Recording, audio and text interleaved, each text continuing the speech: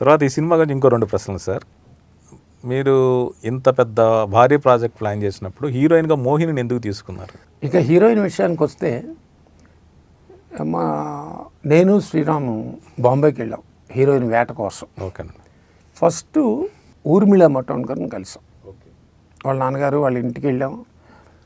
అప్పుడు అప్పు రాజా హిందీలో డబ్ చేయబడింది. ఏంటి విచిత్ర సహోదరులని ఇక్కడ చేసిన పుష్పక్ 2 ఉన్నాయి. అంటే ఈ has got already backed very good name in నార్త్లో. సంగీత శ్రీనివాసరావు గారు అంటే అందరికీ తెలుసండి. ఆ అమ్మాయి చాలా ఎగ్జైట్ అయిపోయిందండి. వాళ్ళ నాన్నగారు యూనియన్ బ్యాంక్ ఆఫ్ ఇండియాలో ఆఫీసర్ కూడా. I still remember. వాళ్ళ ఇంటికి వెళ్ళాము చాలా హ్యాపీగా.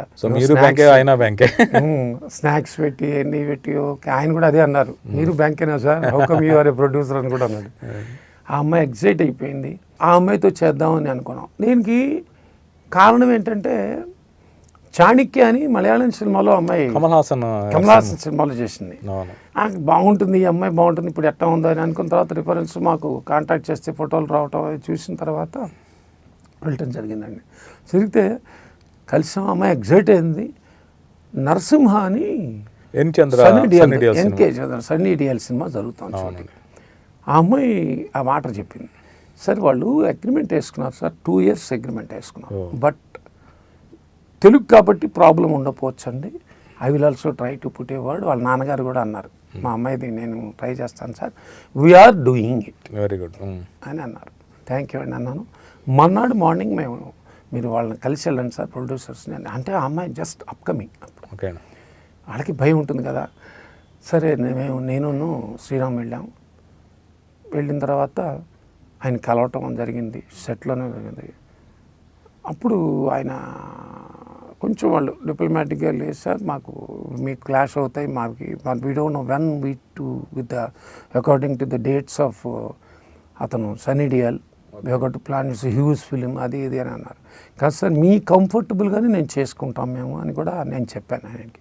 మీ గ్యాప్లు ఉంటాయి. No I can't presume the gaps, it's a huge project అని అన్నారు. సో ఆ రకంగా ఆ అమ్మాయి చాలా డిసప్పాయింట్ అయిపోయింది. ఆ అమ్మాయి పోగొట్టుకుంది ఒక ఛాన్స్ అంతే, డిసప్పాయింట్ అయిపోయింది. అలాగే తర్వాత మాకు ఇమ్మీడియట్గా మేము ఫోకస్ చేసిన, మాకు సడన్గా మేము ఆలోచించి చేసిన అమ్మాయి ఎవరంటే దివ్యభారతి. దివ్యభారతి అమితాబ్ బచ్చన్ గారి ఇంటి వెనకాతలు ఉండేది ఫ్లాట్స్లో. ఓకే అండి. She's writing down some 10th class exams ఎప్పుడో జరుగుతున్నాయో. ఆ అమ్మాయికి ఇంకొక 10 రోజుల్లోనో 5 రోజుల్లోనో స్టార్ట్ అవుతుంది అనమాట. ఆల్రెడీ బొబ్బిల్ రాజా షూట్ చేస్తాను, షూటింగ్ జరుగుతుంది, హాఫ్వేలో ఉంది అది. అప్పుడు మేము అమ్మాయిని కలిసాం, వాళ్ళ మదర్ని కలిసాం. మదర్ వెంటనే చాలా హ్యాపీ అండి, అయ్యో సంగీతం గారు చేయటం తప్పకుండా సార్, మన తెలుగు సినిమా కాబట్టి ఒక్కసారి మీరు నామనాయుడు గారిని వాళ్ళని సురేష్ బాబు గారిని వాళ్ళని కలవండి, మీరు వాళ్ళకి ఒక మాట చెప్పండి sir, we are doing it okay అని అయింది. అలా మేము అంటే ఈ లోపల having come all the way Sriram చాలామంది షూట్ చేశారు. దాంట్లో ఇవాళ పెద్ద పేరు హీరోయిన్స్ కూడా అయిపోయారు. I don't remember, Varsha Usgaonkar చాలా మంది వచ్చారు. వాళ్ళందరినీ మేము షూట్ చేసుకున్నాం కూడా.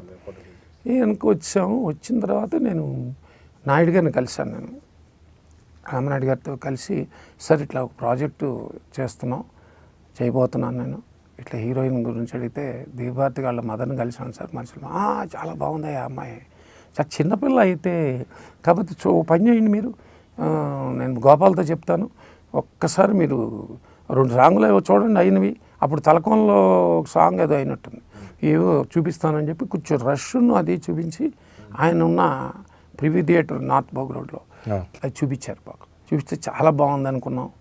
అది అయిన తర్వాత ఏమైందంటే ఆ షూటింగ్ మనం స్టార్ట్ చేద్దాం అనుకున్న టైంకి వాళ్ళ షూటింగ్లకి ప్లానింగ్కి తేడా వచ్చింది. ఓకే. ఆ తేడా వచ్చేటప్పటికి మేము ఇంకొక నెల వెయిట్ చేద్దాం. ఇప్పుడు హీరో గారి డేట్ ఇక్కడ, అవును, ఈ టైంలో ఇంకొంచెం నెల ఆ అమ్మాయి కోసం పోస్ట్పోన్ చేద్దామా అనేంత ఇది కదా. అన్నట్లా మన ప్రాజెక్ట్ ఏంటంటే అండి, it's not a heroine orientation, heroine based, heroine such a got as greatest, ఆ అమ్మాయి క్యారెక్టర్ అయ్యో ఇటువంటి అమ్మాయి ఇలా చేస్తే ఇటువంటి అమ్మాయి దొరికితేనే ఈ సినిమా చేయగలం అనేది లేదు. మీరు గమనిస్తే ఆదిత్య 369లో ఒక టైం మిషన్, ఒక కృష్ణదేవరాయ పీరియడ్కి వెళ్ళటం, ఫ్యూచర్కి వెళ్ళటం, వీళ్ళల్లో కొన్ని క్యారెక్టర్స్ అన్నీ ఆల్రెడీ మనకి ఫిక్స్ అవ్వటం జరిగింది. ఈ దాంట్లో లేదు లేదు మనం we can't afford to wait whatever. అందుకని అలా ప్రాసెస్లో ఆ అమ్మాయి మిస్ అవ్వడం జరిగింది. ఇక మూడో విషయానికి వస్తే, ఈ కథ ఏదో మంచి కథ అని బాగా ఎగ్జైట్ అయిపోతున్నాడు అనగానే విజయశాంతి గారు నేను చేస్తానని చెప్పింది. ఆల్మోస్ట్ విజయశాంతి గారు చేయాల్సిన సినిమా ఇది. అయితే అంత క్రితం సినిమా మళ్ళీ మనం బ్యాక్ వస్తే భలే దొంగ చేశారు, ముద్దుల మావ చేశారు, అంత క్రితం మధ్యలో ఒక సినిమా చేశారు. లారీ డ్రైవర్ ప్యారలల్గా షూట్ జరుగుతుంది. మన తర్వాత సినిమా డేట్లు కూడా కన్ఫర్మ్ చేసింది పిఐపి పిక్చర్స్ తల్లిదండ్రులకి. దానికి విజయశాంతి వాళ్ళు ముందే ఫిక్స్ చేసేసుకున్నారు. వరుసగా సినిమాలు అవుతున్నాయి. దేవరప్రసాద్ అన్నయ్య గారు అదే అన్నారు, కృష్ణ మొత్తం విజయశాంతి అవుతుంది, అట్లా కాదు, మనం ఇంకెవరన్నా ఆలోచిద్దాం అని అన్నారు. ఆ ప్రాసెస్లో మిగతా వాళ్ళ డేట్లు కూడా మాకు దొరకల. అలా ఆలోచిస్తున్న టైంలో ఏరమాన రోజావే అని తమిళ సినిమా స్టార్ట్ అయింది. అప్పుడు స్టార్ట్ అయినప్పుడు మన పిసి శ్రీరామ్ చెప్పాడు, ఒక అమ్మాయి కొత్త అమ్మాయి చేస్తుంది, ఒక్కసారి మనం కెమెరా టెస్ట్ చేద్దాం అని చెప్పి పిలిపించారు మోహినిని. పిలిపించిన తర్వాత షూట్ చేస్తే అమ్మాయి చాలా బాగుంది, నాకు ఓకే అని చెప్పాను అన్నారు. నాకు ఓకే అనగానే ఇమ్మీడియట్గా డైరెక్టర్ గారు ఓకే అన్నారు. బాలకృష్ణ గారు మీ నిర్ణయం, మీ ఇష్టం, మీరు ఏదైతే అని అంత హ్యాపీగా ఆయన క్లియరెన్స్ ఇవ్వటం జరిగింది. అలా ఎంటర్ అయిన అమ్మాయి మోహిని.